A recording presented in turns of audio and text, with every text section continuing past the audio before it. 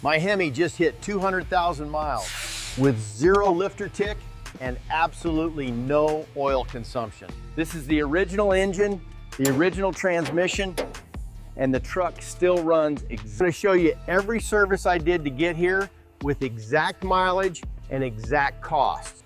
If you want your Hemi to reach 300,000 miles or even 400,000, screenshot this, because this is your complete roadmap from 0 to 200,000. 0 to 50,000 miles is what I call the foundation phase of the engine's life. Premium synthetic oil every 5,000 miles, always Mobil 1 or Pennzoil Ultra Platinum. That cost me $520 in oil and $120 in filters. Nothing else was needed here, just consistency with good oil and quality filters. From 50 to 100,000 miles, this becomes the preventive maintenance phase. Same oil, same filters, same 5,000 mile interval without skipping a single change. At 80,000 miles, I replaced the thermostat housing for just $47.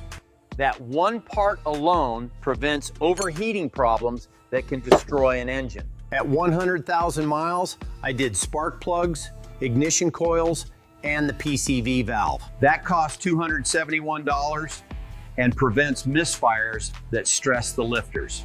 100 to 150,000 miles is the most critical phase for this truck. This is where I flush the transmission and coolant, costing about $500. That $500 prevents $4,000 transmission failures and cooling disasters. After 150,000 miles, the engine is older, so maintenance must tighten up. I switched to oil changes every 4,000 miles to reduce internal wear. At 175,000 miles, I did a second transmission service. At 190,000, I replaced the belt, tensioner, and idler pulleys. Total investment from 0 to 200,000 miles was $4,100. That's about $20.01 per 1,000 miles, or just 2 cents per mile. A replacement engine costs $8,500 and a new truck costs $40,000.